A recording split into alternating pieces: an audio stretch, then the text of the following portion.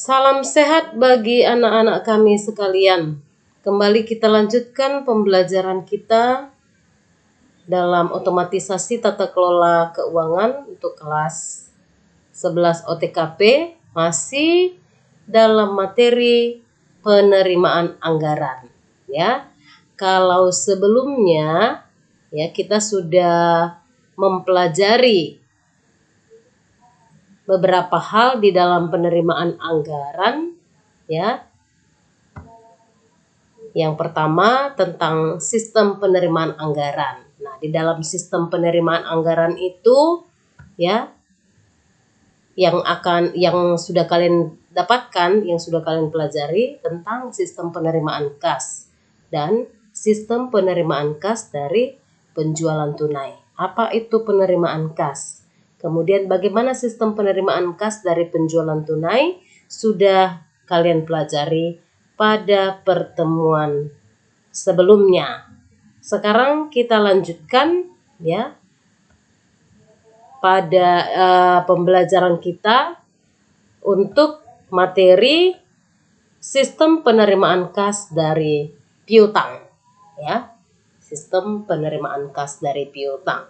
Nah, kalau dikatakan piutang, tentunya kamu masih mengingat transaksi apa yang mengakibatkan adanya piutang? Iya, benar ya. Nah, transaksi penjualan kredit, ya. Transaksi penjualan kredit itu mengakibatkan adanya piutang. Dan pada saat tertentu, piutang ini akan dibayar oleh pelanggan, ya. Nah, dari pembayaran yang dilakukan oleh pelanggan, maka perusahaan menerima kas. Nah, jadi bagaimana sistem penerimaan kas dari piutang? Nah, untuk menjamin penerimaan kas dari debitur melalui transaksi kredit atau piutang, maka perusahaan mengharuskan, ya, ada keharusan yang ditetapkan oleh perusahaan untuk menjamin penerimaan kas dari piutang. Yang pertama, debitur melakukan pembayaran dengan cek atau dengan cara pemindah bukuan melalui rekening bank, ya, rekening bank ataupun biljet giro, ya, biljet giro.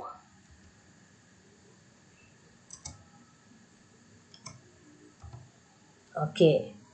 Kemudian yang kedua, kas yang diterima dalam bentuk cek dari debitur harus segera disetorkan ke bank dalam jumlah penuh.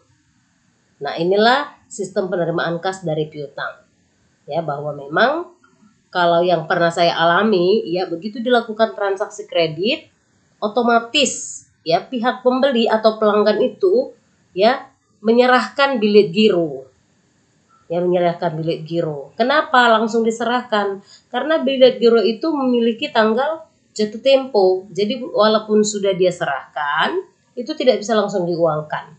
Pada saat jatuh temponya nanti baru bisa diuangkan, ya. Nah, berikutnya.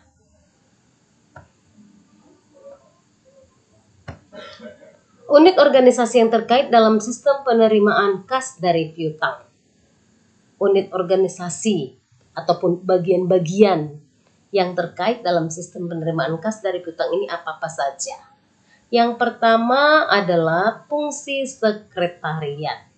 Ya, fungsi sekretariat ini bertanggung jawab dalam penerimaan cek dan surat pemberitahuan melalui pos dari para debitur perusahaan. Nah, jadi fungsi sekretariat itu bertanggung jawab dalam hal penerimaan cek dan surat pemberitahuan melalui pos dari para debitur perusahaan. Nah, yang kedua, fungsi penagihan. Fungsi penagihan ini bertanggung jawab melakukan penagihan piutang kepada debitur berdasarkan daftar yang dibuat oleh fungsi akuntansi. Ya. Yang ketiga, fungsi kas. Bertanggung jawab menyetorkan kas yang diterima secara penuh ke bank. Nah, fungsi kas ini biasanya berhubungan dengan kasir, ya. Fungsi akuntansi bertanggung jawab dalam pencatatan penerimaan kas dan berkurangnya piutang ke dalam kartu piutang. Dan yang terakhir, fungsi pemeriksa intern dan bertanggung jawab dalam melaksanakan perhitungan kas yang ada di tangan secara periodik. Jadi pemeriksa intern biasanya melakukan perhitungan kas secara periodik di tangan kasir. Nah, itulah organisasi yang terkait dalam sistem penerimaan kas dari piutang. Ya, ada 5. Fungsi sekretaris, fungsi penagihan, fungsi kas, fungsi akuntansi, dan fungsi pemeriksa intern. Oke. Yang dokumen yang digunakan ya dalam sistem penerimaan kas dari piutang, ya, dokumen yang digunakan.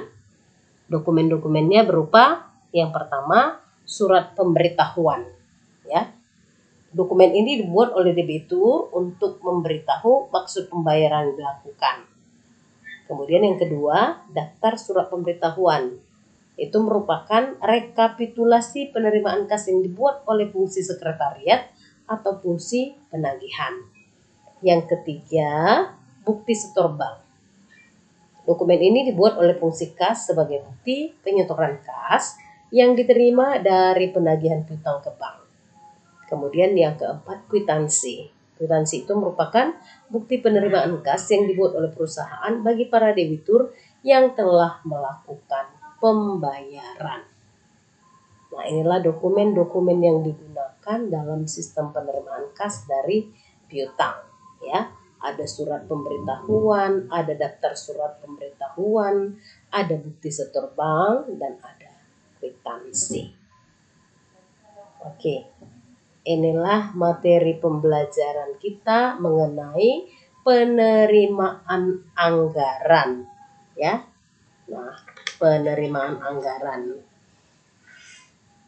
Sampai di sini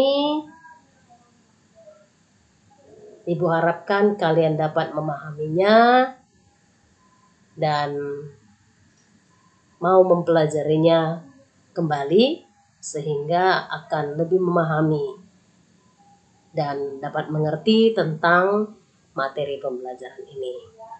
Akhir kata, Ibu sampaikan sekian dan terima kasih.